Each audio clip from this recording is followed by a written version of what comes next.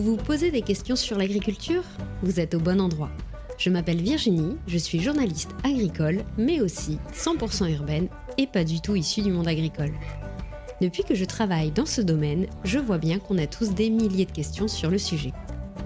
Dans Agriquois, j'ai décidé d'essayer de répondre à toutes ces questions qu'on n'ose pas poser. Bonne écoute! Bonjour tout le monde et bienvenue dans le podcast Agriquois. Durant le mois de décembre, je vais répondre aux questions que vous m'envoyez dans le cadre de la lettre au Père Noël agricole. N'hésitez pas, si vous avez une question, vous pouvez me la poser via le lien que je mets en description de l'épisode.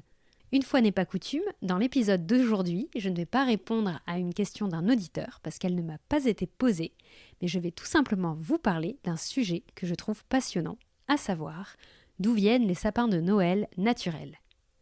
Alors certes, ça paraît facile comme sujet à cette période de l'année, mais je vous jure, au-delà du folklore et de l'approche des fêtes de Noël, les sapins de Noël naturels, c'est une vraie filière agricole, et les enjeux de cette filière sont passionnants et vraiment d'actualité. C'est donc le sujet de l'épisode du jour. Comme je le disais, les sapins de Noël, c'est une vraie production agricole. C'est-à-dire qu'on ne part pas en forêt pour couper un sapin, ce sont des agriculteurs qui en plantent chaque année sur leur parcelle. Comme un céréalier planterait du blé dans son champ, là ils vont planter des sapins dans leur champ. Et ces producteurs de sapins, ils font partie de la filière horticole. Une filière qui est assez peu connue en fait, ce sont ceux qui produisent des fleurs, des arbustes d'ornement notamment. Et si on revient aux sapins, c'est une production particulière car il faut entre 5 et 10 ans pour vendre un sapin à maturité. Donc c'est une bonne organisation pour pouvoir en replanter chaque année. Et en plus de cette contrainte de temps, on rajoute aussi une contrainte de temps sur la vente puisqu'elle est regroupée de novembre à décembre, quoi. C'est pas qu'on va acheter un sapin en juin, donc ça doit être aussi sportif pour eux. Mais quelle est la part de sapins naturels Origine France ? Les sapins Origine France représentent à peu près 80% des sapins qui sont vendus chaque année, soit environ 5 millions de sapins à peu près. Et en plus, on rajoute 20% de sapins qui sont importés. Ça représente à peu près 1 million de sapins et ça vient généralement du Danemark, qui est le premier producteur mondial de sapins, et aussi de la Belgique, qui est aussi un gros producteur. Si on zoome de nouveau sur la France, sur ces 5 millions de sapins produits, il y a à peu près 25% qui sont des sapins qui viennent du Morvan, en Bourgogne-Franche-Comté. Ensuite, c'est la région Bretagne qui en produit beaucoup et aussi la région Auvergne-Rhône-Alpes. Mais en vrai, il y a des producteurs de sapins partout en France. C'est pas limité à 2 ou 3 régions. Donc parfois, vous pouvez avoir un producteur de sapins pas loin de chez vous sans même le savoir. Donc l'enjeu, bien sûr, c'est l'origine des sapins, mais pas seulement. Il y a aussi une affaire de pratique au niveau environnemental. Et vous le savez, pour se différencier, les agriculteurs misent souvent sur les signes officiels de qualité et de l'origine.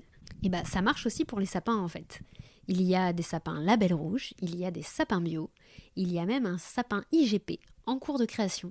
Mais quelle est la différence dans ces labels et quels sont les enjeux de la filière ?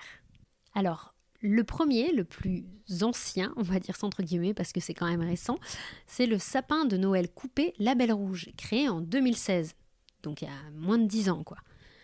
Le label rouge, je vous en parlais aussi dans l'épisode dédié au label rouge, c'est un label qui contrôle vraiment les valeurs gustatives quand le produit se mange, mais pas dans ce cas-là, mais qui va se concentrer aussi sur les valeurs esthétiques, notamment du produit et donc ici du sapin.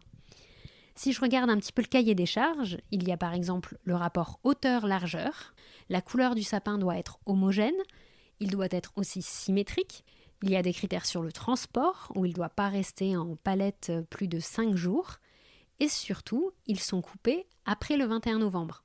Alors que le sapin classique, lui, peut être coupé dès début novembre, par exemple. Donc il y a aussi un critère sur le fait de couper plus tard. Le deuxième label, c'est le sapin bio, qui est arrivé en 2020.